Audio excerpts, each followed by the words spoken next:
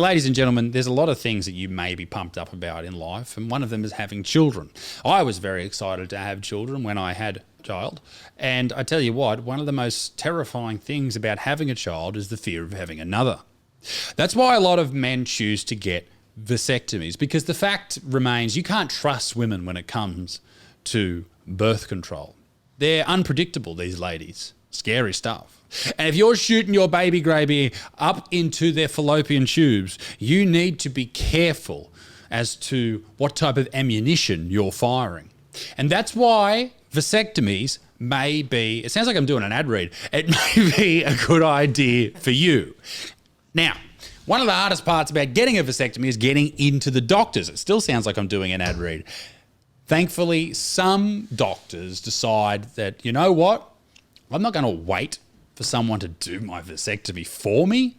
I'm going to do my own vasectomy. And here we are, Dr. Chen. He's doing the surgery himself, ladies and gentlemen. He shared that night of the procedure was challenging, but he experienced some pain, but he felt fine by the next morning.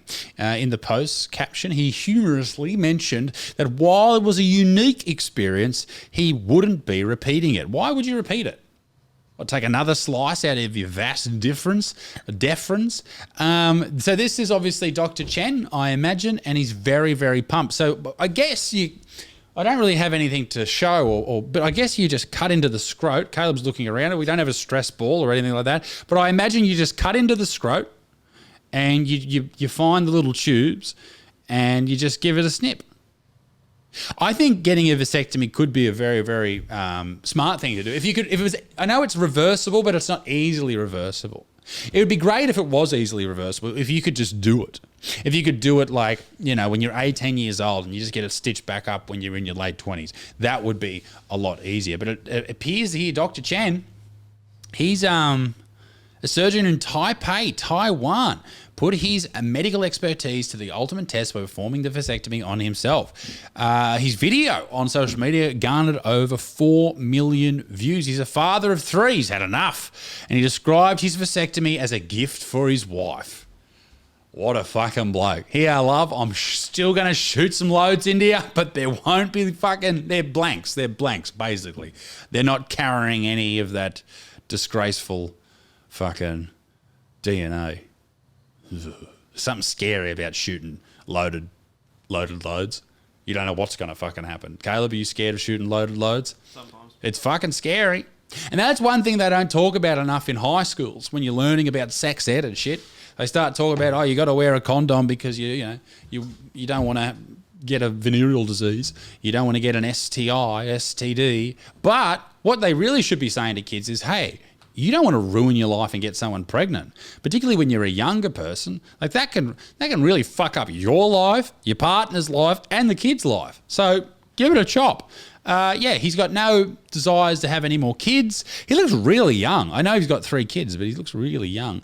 The vasectomy for women is more complicated, getting your tubes tied, while for men, we just locate the vas deferens. See, I remember that from sex ed. A duct carrying sperm from the testicle to the urethra from the outside, tie it up, and basically they just tie it up. So maybe it is easy to reverse. Maybe you just untie it. Tying and untying your shoe. Yeah, like tying your shoes. I think maybe this could get some Velcro involved. But in response to questions about the legality of this self-vasectomy, Dr. Chen clarified that he is fully qualified in surgery and orthopedic surgery. 3 other doctors, a nurse, a urologist specialist were also present to oversee the safety of the procedure. However, Dr. Chen emphasised that the public should never attempt such procedures, which I think is an important thing for Dr. Chen to say here, because I know as soon as I read this, I really wanted to just fillet my scrotum. I think we don't talk enough about, particularly to young men, that we need to be, careful not to get people pregnant. Like, there's not enough fear mongering around that. Like, you should be fucking terrified of doing that. You need to have things in order before you start doing that shit. In my humble opinion, I mean, maybe I'm wrong. I don't know. Ladies and gentlemen, let me know in the chat what you think about cutting your own. Or if you were, I probably shouldn't say that on YouTube. What do you think about this surgeon who's fully qualified for laying his scrotum? Give me your thoughts on it. I'd love to know. I really, really would. There was another clip I had here that I can't actually hear, but it's accusing RFK Jr. of fat shame. If you don't know what RFK Jr. looks like, he's fucking ripped. So in her show, and I can't hear it, but I did listen to it the other day, it's basically her going, you know, what RFK Jr., when he's talking about cutting out these and cutting out that in the American food industry. This isn't just about food. No, it's not. This is sometimes people are born genetically larger. Agreed. I didn't mean to. No, I know you didn't. Yeah. But I want to say this to RFK. That's his name. Because you're setting folks up for shame. Yeah. That's what you're trying. Maybe you don't know you're doing. I'm going to give you the benefit of the doubt. I'm going to say you don't know, you don't realize what you do to people when you say stuff like that, because it doesn't work for everybody. And I'm going to show you, sir, because I weighed close to 300 less than 2 years ago. Yeah. And without the Mounjaro, this would not have happened. There you go. Take it off. Take it off.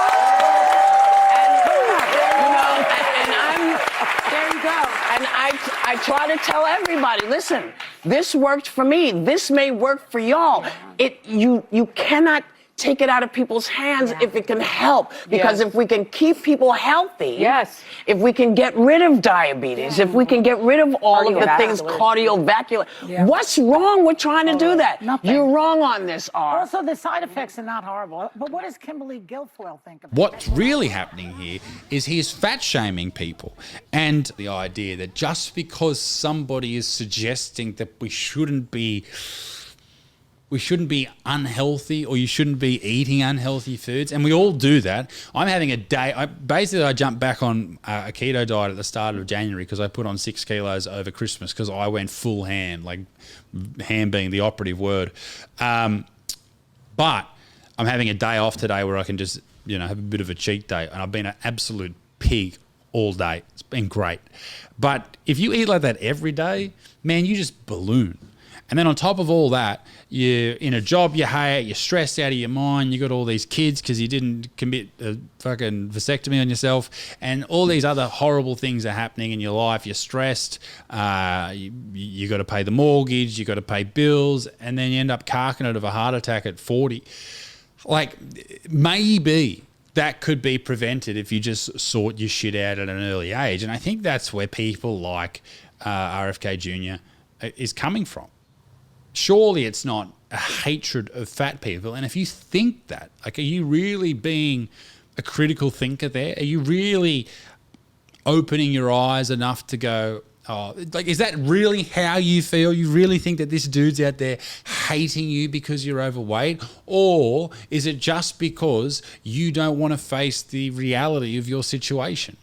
I think it's probably closer to that. And that's not great. That should probably worry a lot of you. Not necessarily you watching this right now. Maybe you're ripped.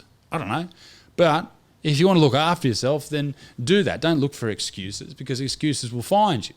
Naturally, as human beings, we want to follow the path of least resistance, and that will always be there for us. Whether it's sweet, delicious food, that's a path of least resistance. We're not controlling our calories. We're not making sure we're eating whole foods, even though, don't get me wrong, whole foods very delicious. But if you are giving into that shit, then that's just following the path of least resistance. If you wake up in the morning and you decide that you don't want to train that day, that's the path of least resistance. It keeps coming for you, ladies and gentlemen. No matter what, it will always come for you.